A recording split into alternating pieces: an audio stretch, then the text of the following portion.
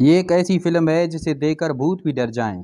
کہا جاتا ہے کہ یہ فلم تائیوان کے شہر جیائی کے ایک سچے واقعے پر مبنی ہے۔ ہدایت کار نے فلم کو حقیقت کے قریب بنانے کے لیے اتنی ہمت کی کہ شوٹنگ کی جگہ تائیوان کے 4 بڑے خوفناک مقامات میں سے سب سے خطرناک منشور گوسٹ ہاؤس کو منتخب کیا۔ فلم کا ہر منظر دہشت سے بھرپور ہے۔ اسے دیکھنے کے لیے اپنے دوستوں کو ضرور ساتھ بٹھائیں۔ کہانی کا آغاز ایک جوڑے سے ہوتا ہے جو سوئمنگ پول میں تیراکی کرنے آتے ہیں۔ لڑکی شاؤچی زیادہ آسانی سے تیرنے کے لیے اپنی نانی کا دیا ہوا تعویذ اتار دیتی ہے، مگر یہ معمولی سا قدم ایک خوفناک بدرو کو بیدار کر دیتا ہے۔ اچانک شاؤچی کو کوئی چیز پانی کے اندر کھینچ لیتی ہے۔ اس کا بوائے فرینڈ آئزے فوراً کود کر اسے بچانے کی کوشش کرتا ہے۔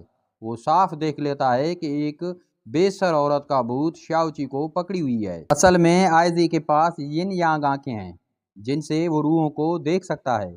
اس کے دادا تدبین کے کام سے وابستہ تھے اور انہوں نے اسے ایک تعویذ کڑا دیا تھا۔ شاید اسی کڑے کی وجہ سے وہ عورت اچانک غائب ہو جاتی ہے اور لوگ شاؤچی کو پانی سے نکال لیتے ہیں، لیکن ایک بار بدرو سے الجھنے کے بعد جان چھڑانا آسان نہیں ہوتا۔ جلدی ہی چینی بھوتوں کے تہوار کا دن آ جاتا ہے۔ شاؤچی اپنی ماں اور نانی کے ساتھ قبر پر حاضری دینے جاتی ہے، مگر وہاں اس پر عجیب سا قبضہ ہو جاتا ہے اور وہ ایک پرانے مقبرے کی طرف کھینچی چلی جاتی ہے۔ وہ ایک زنجیر بند کمرہ کھول دیتی ہے اور یوں ایک بھیانک خواب کی شروعات ہو جاتی ہے۔ شام ہوتے ہی نانی اور ماں گھبرا کر اسے ڈھونڈنے لگتی ہیں، لیکن شاؤچی تو پہلے ہی بدروحوں کے زیر اثر ایک ویران حویلی پہنچ چکی ہوتی ہے۔ یہی وہ جگہ تھی جس کے قریب جانے سے نانی نے سختی سے منع کیا تھا۔ شاؤچی وہاں جا کر ایک کمرے کا تالا توڑتی ہے اور بستر کے نیچے سے ایک پرانا مٹی کا برتن نکال لیتی ہے۔ جب نانی اور ماں کو خبر ملتی ہے تو وہ پولیس کو اطلاع دیتی ہیں۔ گاؤں والے بتاتے ہیں کہ شاؤچی کو پرانی حویلی کی طرف جاتے دیکھا گیا تھا۔ پولیس ساتھ لے کر وہ لوگ حویلی پہنچتے ہیں، مگر دروازے پر پہنچتے ہی پولیس والے خوف کے مارے واپس گاڑی میں جا بیٹھتے ہیں۔ گھر واپس جا کر نانی یہ منظر دیکھ کر گھبرا جاتی ہے اور فوراً ایک عامل کو بلانے نکل پڑتی ہے۔ ادھر شاؤچی کی ماں شینگ شین حویلی کے اندر اسے ڈھونڈنے نکل جاتی ہے۔ کمرہ ہولناک ماحول سے بھرا ہوا ہوتا ہے۔ ٹوٹی ہوئی ہڈیاں، بکھری ہوئی راکھ اور دیوار پر خون سے لکھے الفاظ۔ آئینے میں اچانک وہ دیکھتی ہے کہ کوئی اس کے بال سنوار رہا ہے۔ ایک پرانا لباس بھی ہوا میں لٹک کر اس کے پیچھے آ جاتا ہے۔ شینگ شین دروازہ کھول کر بھاگنا چاہتی ہے، مگر دروازہ بند ہو جاتا ہے۔ خوف کے مارے وہ رونے لگتی ہے اور آخر کار الماری میں جا کر چھپتی ہے۔ اسی لمحے اچانک الماری کھلتی ہے اور سامنے آتا ہے آئزے، جو اپنی گرل فرینڈ کو ڈھونڈتے ڈھونڈتے یہاں پہنچ گیا تھا۔ دونوں کے پیچھے آئینہ ٹوٹ جاتا ہے، مگر عجیب بات یہ ہے کہ ٹوٹنے کے بعد بھی وہ منظر دکھا رہا ہوتا ہے۔ اچانک اس میں سے شاؤچی کی رونے کی آواز آتی ہے۔ آئزی اور شینگ شین ہاتھ بڑھاتے ہیں تو پتہ چلتا ہے کہ وہ آئینے کے اندر داخل ہو سکتے ہیں۔ وہ دونوں آئینے کے پار ایک پرانی دنیا میں پہنچتے ہیں جہاں سب کچھ صدیوں پرانا لگ رہا ہوتا ہے۔ کھڑکی سے شینگ شین اپنی بیٹی کو دیکھتی ہے جو روتی ہوئی کنویں کے پاس جا رہی ہوتی ہے۔ وہ بھاگ کر اسے پکڑنے کی کوشش کرتی ہے، مگر ناکام رہتی ہے۔ اسی دوران کنویں سے ایک ہاتھ نکل کر اسے اندر کھینچنے لگتا ہے۔ آئزی اسے بچانے کی کوشش کرتا ہے اور بڑی مشکل سے کامیاب ہو جاتا ہے۔ شینگ شین کو سمجھ آ جاتا ہے کہ یہ سب بدرو کا بنایا ہوا دھوکہ تھا۔ وہ دونوں واپس گھر کے اندر آ کر نانی کے پوجا گھر کے نیچے چھپ جاتے ہیں۔ انہیں لگتا ہے کہ یہ جگہ محفوظ ہے، مگر اچانک پتہ چلتا ہے کہ نانی اصل میں کسی خدا کی نہیں بلکہ ایک شیطانی فرقے کی پوجا کرتی تھی۔ میز پلٹ جاتی ہے اور یوں معاملہ مزید خطرناک رخ اختیار کر لیتا ہے۔ دو افراد خوف سے کانپتے ہوئے اٹھے تو پیچھے رکھی ہوئی نظر آنے کی چیزیں پھر سے گر گئیں۔ لگاتار ڈراؤنے مناظر دیکھ کر شینگ شین خود پر قابو نہ رکھ سکی اور زور زور سے برا بھلا کہنے لگی۔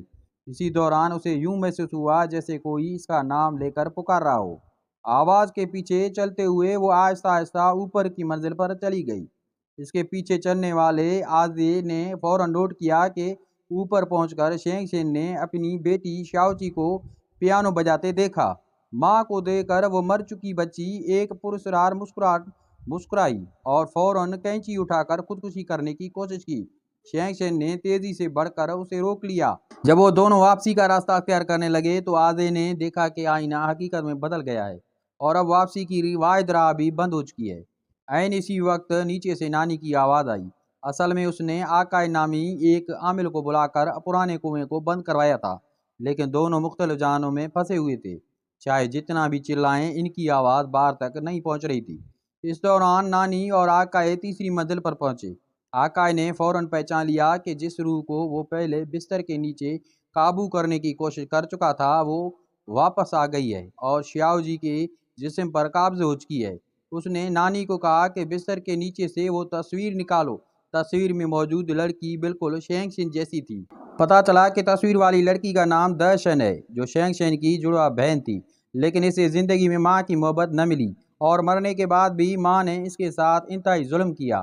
اس کی لاش کے ٹکڑے کر کے بانس کے جنگل میں دفن کر دیے گئے، سر کو کنویں میں پھینک دیا گیا اور یہاں تک کہ اس کے بال اور کپڑوں کے ٹکڑے بھی جمع کر کے بستر کے نیچے سیل کر دیے گئے تاکہ وہ کبھی سکون نہ پا سکے۔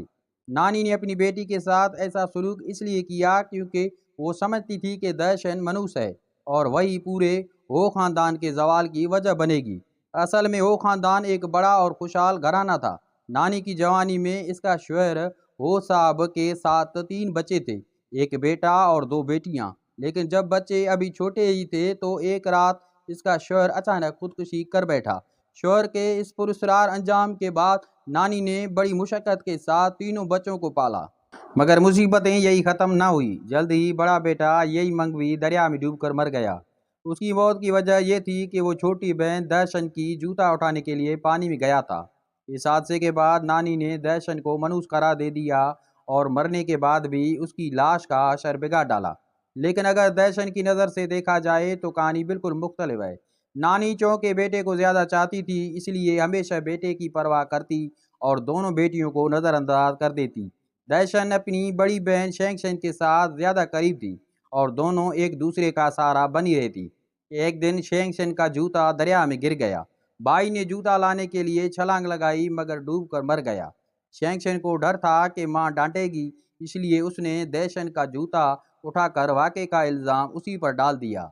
چاہے درشن کتنی بھی وضاحت کرتی، ماں کے نزدیک سب جھوٹ تھا۔ یوں بھائی کی قاتل کا بوجھ درشن پر لا دیا گیا۔ اس کے بعد درشن نے اپنی بہن پر بھی اعتماد کھو دیا۔ بہنوں کے درمیان محبت اور ساتھ مل کر بال سنوارنے جیسی باتیں سب اسے دھوکہ لگنے لگی۔ یہ سب صدمات درشن کے دل و دماغ پر گہرا اثر ڈالنے لگے اور وہ ذہنی مریض سی بن گئی۔ ماں نے یہ سمجھا کہ اس پر کوئی آسیب ہے، اس لیے آقائے کو بلا کر جھاڑ پھونک کرائی، لیکن اسی عمل نے درشن کی زندگی برباد کر دی۔ آقائے اور اس کے ساتھیوں نے جھاڑ پھونک کے بہانے درشن کی عصمت دری کی۔ جب درشن کو زبردستی لے جایا جا رہا تھا تو اس نے زور زور سے بہن کو پکارا، مگر شینگ شین نے کوئی دھیان نہ دیا۔ اس بے حسی نے درشن کے دل کو چھلنی کر دیا۔ واپس آنے کے بعد وہ اپنا دکھ بیان نہ کر سکی۔ جب اس نے ایک بار پھر بہن سے مدد مانگی تو اس وقت شینگ شین خود اپنے شوہر کے چھوڑ جانے پر غم میں ڈوبی ہوئی تھی اور بہن کے درد کو نہ سمجھ سکی، الٹا اسے سخت جواب دیا۔ مایوس ہو کر درشن کنویں میں کود کر اپنی زندگی ختم کر لی، لیکن اس کے مرنے کے بعد بھی آقائے بعد نہ آیا۔ وہ نانی کے پاس آ کر بولا کہ آپ کی بیٹی کی پیدائش کا وقت اور مرنے کا وقت سب نحوست کی علامت ہے۔ اگر اسے ٹکڑوں میں نہ بانٹا گیا تو پورا خاندان تباہ ہو جائے گا۔ نانی اس کی جھوٹی باتوں میں آ گئی اور درشن کی لاش کے ٹکڑے ٹکڑے کر کے بانس کے جنگل اور کنویں میں پھینک دیے۔ یوں درشن کی روح ہمیشہ کے لیے بے سکون ہو گئی۔